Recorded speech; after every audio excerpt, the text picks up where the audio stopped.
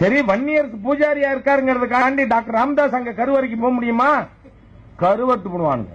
Doctor Ramadoss அங்க கருவறைக்கு போக முடியுமா? கருவத்து பண்ணுவானுங்க. என்ன பேச்சு, என்ன தில்லு! இதெல்லாம் ஐயா அன்புமணி ராமதாஸ் கண்ணில் பட்டுச்சா இல்லையா? இப்ப கூட பார்த்தேன், பேட்டி கொடுத்திருந்தாரு. அவரை பார்த்து அவருக்கு வேலை இல்லைன்னு சொல்றது எவ்வளவு ஆணவம் அது.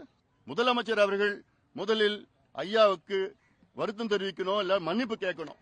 முதலமைச்சர் வருத்தம் தெரிவிக்கணும், மன்னிப்பு கேட்கணும். கரெக்ட். என்ன சொன்னார் அவரு? அவருக்கு வேற வேலை இல்ல, அதனால டெய்லி ஒரு அறிக்கை கொடுத்துட்டு இருப்பாரு. அதுக்கெல்லாம் பதில் சொல்ல அவசியம் இல்ல. இப்படிதான் சொல்லியிருக்காரு.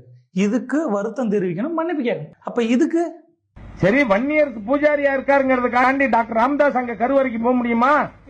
கருவத்து பண்ணுவானுங்க. அதுக்கே வருத்தம் மன்னிப்புனா இதெல்லாம் எந்த மூளைக்கு?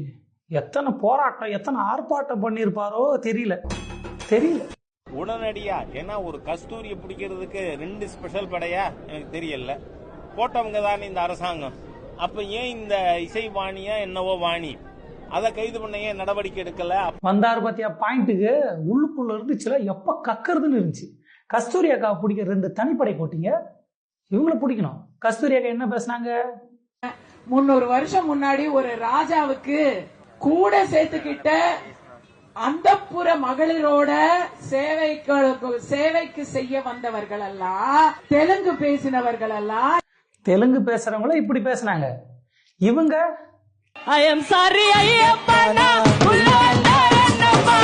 இது 2 ஒண்ணு. அவ்வளவுதான் ஐயாவோட இது. அவ்வளவு ஞானம். எது கூட கனெக்ட் பண்றது? எதுக்கு கஸ்தூரி அக்கா வீழ்த்தாருன்னா, பாட்டுல ஒண்ணும் இல்ல. பாட்டுல எதா இருந்தா இதுல இது பேசியிருக்காங்க, அது இருக்கு, அது சொல்லுவாங்க. பாட்டுல எதுவும் இல்ல. கஸ்தூரி அக்கா வீழ்க்கணும், அது மட்டுமா? அங்க சுத்தி இங்க சுத்தி வந்துடுற பாயிண்ட். அதனால இந்துக்கள் மொத்தமா வீதிக்கு வரணும். இந்த காங்கிரஸ், திமுக, திரிணாமுல், நேஷனல் கான்ஃபரன்ஸ், இந்து விரோத தீய சக்திகளின் கும்பலுக்கு பதிலடி கொடுக்கணும். ஓட்டாலதான். எங்க அடிச்சா வலிக்குமோ அங்க அடிக்கணும். ஓட்டுல அடிக்கணும். ஓட்டே போட மாட்டீங்க, டெபாசிட் வாங்க முடியல, ஓட்டுல அடிங்க. என்ன கூட 2 அடி சேர்த்து அடிச்சிங்க, ஆனா ஓட்டுல அடிங்க. வீதிக்கு வரணும். இந்துக்கள் அனைவரும் வீதிக்கு வந்து போராடினால் தான் இந்துக்கள் வீதிக்கு வர வேண்டும். வீதிக்கு வாங்க. இருக்கிற வேலையெல்லாம் விட்டு இது கூப்பிடுதுன்னு ஐயா கூப்பிடுறாரு, வீதிக்கு வந்துருங்க. அவ்வளவுதான். நாளைக்கு தமிழ்நாடு ஸ்தம்பிக்க போகுது. நாளைக்கு காலைல ஒரு 20 லட்சம் பேரு ஐயா கூட்டாருன்னு சொல்லி இருக்கிற வேலையெல்லாம் போட்டு வீதிக்கு வந்துடுவாங்க, திப்புன்னு. ஆமா ஐயா, யாரு இந்து அப்படின்னு அவங்க கேக்குறாங்க. ஐயா நான் கேட்க முடியுமா துண்டை போட்டுன்னு? யாரு இந்து? ஏன்னா இங்க ஒருத்தர் இப்படி பேசியிருக்காரு. அதனால நான் இந்துன்ற வார்த்தையை சொல்றது கிடையாது. நான் இந்துன்ற வார்த்தையை ஏற்கிறதே கிடையாது.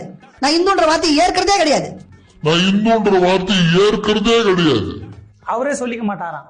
அப்ப யாரு ஹிந்து அப்படின்னு கேக்குறாங்க.